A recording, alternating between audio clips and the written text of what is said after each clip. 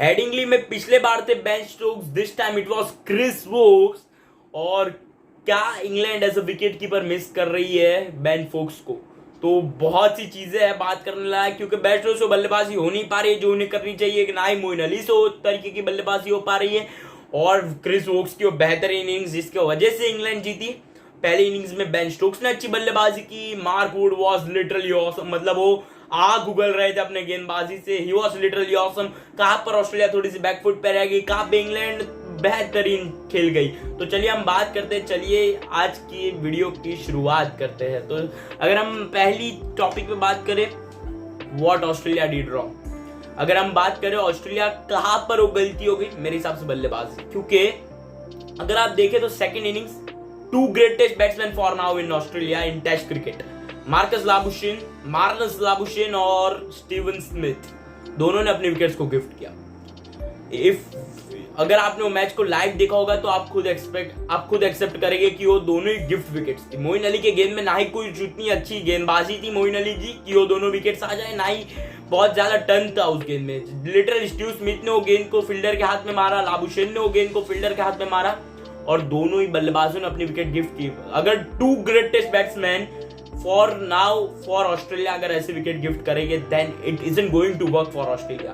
और अगर हम पहले इनिंग्स में भी देखें, बैटिंग डिडंट एक्चुअली वर्क, क्योंकि स्टार्ट स्टीव स्मिथ को मिला 22 रन पे, स्टार्ट मार्नस लाबुशेन को भी मिला 21 रन पे, वो आउट हुए, स्टार्ट ट्रेविस हेड को भी मिला, वो भी 38 पे आउट हुए। अगर ये तीनों स्टार्ट शायद से कन्वर्ट हो जाते, I am not saying that daddy 100, I am saying अगर 60-70 रन भी बनते ना तो भी ये स्कोर बहुत ज्यादा ऊपर जाता, शायद से 400 या 300 का भी बन जाता। 400 का तो बनना ही था ये स्कोर, अगर स्टार्ट अच्छा होता, स्टार्ट को अगर आप कन्वर्ट करते तो। एंड मिचेल मार्श के अगर हम 118 रन निकाल देना बल्लेबाजी से, तो ये मैच आजू बाजू भी नहीं था, ये मैच इंग्लैंड कन्विंसिंगली जीत जाती। लेकिन Mitchell Marsh literally played a brilliant jam of an innings, और ये टेस्ट में वो बेहतरीन खेले मैं कहूँगा, क्योंकि उन्होंने कहीं ना कहीं वो एक इंटेंट के साथ खेले और बेहतरीन उन्होंने क्रिकेट खेली, गेंदबाजी के साथ उन्होंने विकेट ली। So Mitchell Marsh was good but batting wasn't, क्योंकि बैटिंग में वो तरीके का इंटेंट नहीं दिखा हमें ऑस्ट्रेलिया के, इसलिए शायद से ऑस्ट्रेलिया थोड़ी सी पीछे रह गई। और कहां पे इंग्लैंड थोड़ी सी आगे रह गई, देखिए जब भी आप इंग्लैंड की बात करेंगे वो इंटेंट के बारे में बात होने वाली है। वो इंटेंट में नो डाउट थोड़ी सी आगे रह गई इंग्लैंड, लेकिन कहीं ना कहीं विकेट्स को गिफ्ट भी इंग्लैंड ने भी किया, विकेट्स को गिफ्ट, ऐसा नहीं है इंग्लैंड ने विकेट्स को गिफ्ट नहीं किया, शॉर्ट बॉल पे बहुत से विकेट गिफ्ट की, लेकिन कहीं ना कहीं गेंदबाजी ज्यादा अच्छी की। नो डाउट पहले इनिंग्स में थोड़ी सी वीक गेंदबाजी हुई, लेकिन सेकंड इनिंग्स में कमबैक हुआ। नो डाउट वो शायद से स्टीव स्मिथ और मार्नस लाबुशेन की विकेट निकाले तो शायद से 8 के 8 विकेट अच्छे गेंद पर गिरे। थोड़ी सी मिचेल मार्श के गेंद पे ज्यादा बाउंस हो गया, एलेक्स कैरी के गेंद पे ज्यादा बाउंस हो गया, तो गेंदबाजी अच्छी हुई। अभी हम बात करेंगे क्या Ashes is the greatest rivalry ever, उसके बारे में भी हम बात करेंगे, लेकिन हम पहले बात करेंगे मार्क वुड के बारे में। क्या बंदा है यार, मतलब 140 से नीचे की गेंद ही नहीं डाली इसने ये टेस्ट मैच में, मतलब हर एक गेंद 140, 145, 145, 144 लगातार डालते गया है। और जो पहला स्पेल था ना उनका, उसमें उनकी स्लोएस्ट बॉल 147 की थी और फास्टेस्ट बॉल 153 की थी। Are you kidding me? क्योंकि जब ये गेंद बल्लेबाज को पड़ती है ना, तब बल्लेबाज के अर्जे पुर्जे ढीले हो जाते हैं, क्योंकि गेंदबाजी वैसी होती है। और मैंने पिछले वीडियो में भी मैंने बोला था, England need some express fast bowler. England को 130 किलोमीटर वाले गेंदबाजों से काम नहीं चलेगा, 140 150 वाला गेंदबाज चाहिए। मार्क वुड को प्लेइंग इंग्लैंड में लाइए, वो ज्यादा अच्छा करेंगे। And England just did that and England मतलब ये मैच में शायद से बहुत बड़ा रीजन था, या तो सबसे बड़ा रीजन मार्क वुड ही था ये मैच को आप जीते। सो कहीं ना कहीं, क्योंकि आप गेंदबाजी में सारी चीजें सीख सकते हैं, आप शायद से आउट स्विंग सीख सकते हैं, आप इन स्विंग सीख सकते हैं, आप नकल बॉल सीख सकते हैं, आप सारी चीजें सीख सकते हैं, बट जो तेज गेंदबाजी में जो स्पीड होती है ना, वो 150 वाली, वो आप कभी नहीं सीख सकते। भले कितना भी ग्रेटेस्ट गेंदबाज हो, अगर उसको 130 पे डालना आता है तो 130 से आगे 140 पे जा पाएगा, 150 इज जस्ट टू मच। वो सिर्फ जिसके अंदर वो पहले से वो नेचुरल एबिलिटीज होती है वही डाल सकता है। जैसे कि उमरान मलिक की हम बात करें, जैसे कि मार्क वुड की बात करें, हम ये रिसेंट क्रिकेट में हम जोफ्रा आर्चर को भी उसमें डाल सकते हैं। So this all are the bowlers that can literally ball too much fast, और गति मदद करती है। हम बहुत बार बोलते हैं कि गति से कुछ मदद होती नहीं, अगर आपके पास एक्यूरेसी हो तो शायद से चल भी जाएगा, लेकिन गति मदद करती है। अगर पिच एकदम डेड और सपाट हो तो आप अपनी गति से ही विकेट्स ले पाते हैं। And Mark Wood exactly Mark Wood ने वही किया। अभी हम बात करेंगे क्रिस वोक्स के बारे में। क्रिस वोक्स लिटरली ब्रिलियंट, मतलब वो जो सेकंड इनिंग्स में जो उन्होंने बल्लेबाजी की वो ऑसम बल्लेबाजी थी, क्योंकि विकेट्स गिर रहे थे। वो मिचेल स्टार्क ने जस्ट मोइन अली और बेस्टो को आउट किया, हैरी ब्रूक एक जोर पे टिके थे, लेकिन अगर क्रिस वोक्स की विकेट गिर जाती तो हैरी ब्रूक शायद से वो चीज अकेले ना कर पाते, क्योंकि हैरी ब्रूक भी शॉर्ट पिच पे स्ट्रगल कर रहे थे। सो क्रिस वोक्स की ये मैच में बहुत ज्यादा इंपॉर्टेंस बढ़ जाती है। बेहतरीन बल्लेबाजी बाय क्रिस वोक्स, बेहतरीन bowling bye Chris Woakes.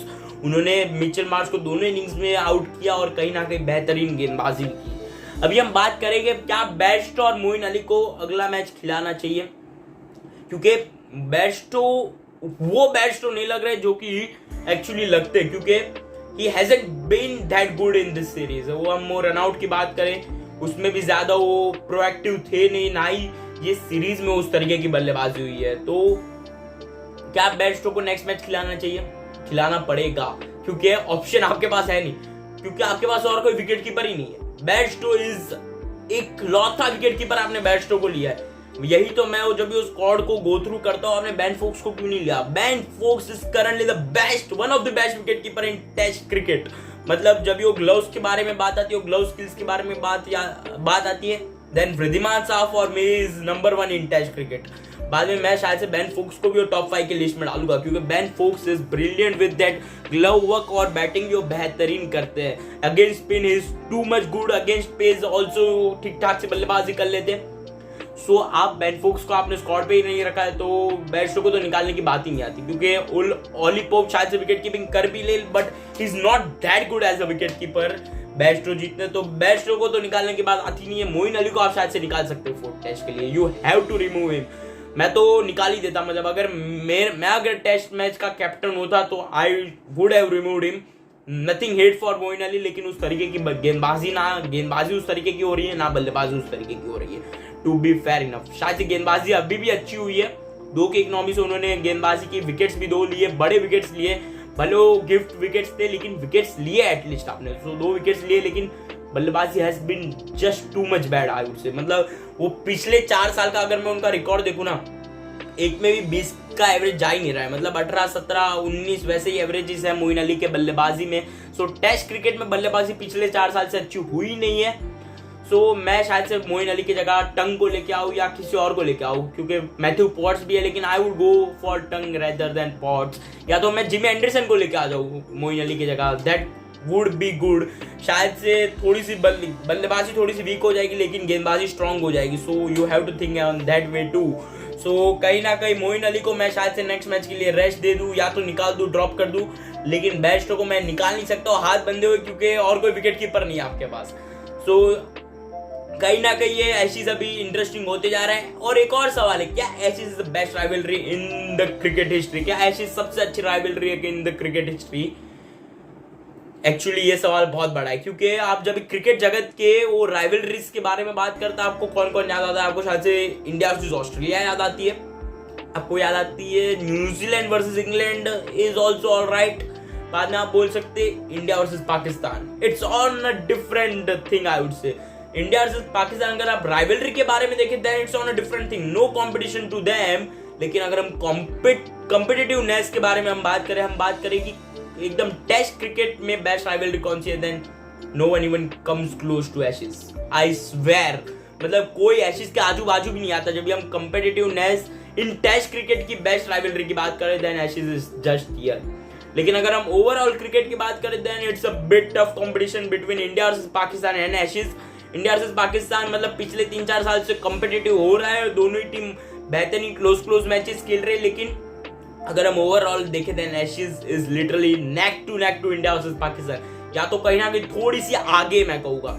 Ashes is literally one of the best I would say. मतलब आप कभी भी एशेज को देख के एंजॉय कर सकते हो, क्योंकि एशेज का क्राउड अगर आप देखें, इंग्लैंड और Australia crowd while watching test is one of the best, और Ashes is also one of the best. India versus Pakistan अगर आप बात करें, देन कंपेटिटिव लेवल में पिछले 4 साल से अच्छी लग रही है, लेकिन उसके पहले 1 साइडेड मैचेस इंडिया ने बहुत जीते। So it's all neck to neck I would say. अभी हम तो आज के वीडियो में तो सिर्फ इतना ही था। इंग्लैंड ये मैच को जीती और कहीं ना कहीं ये सीरीज को और ज्यादा रोचक बना दिया है और ज्यादा इंटरेस्टिंग बना दिया है।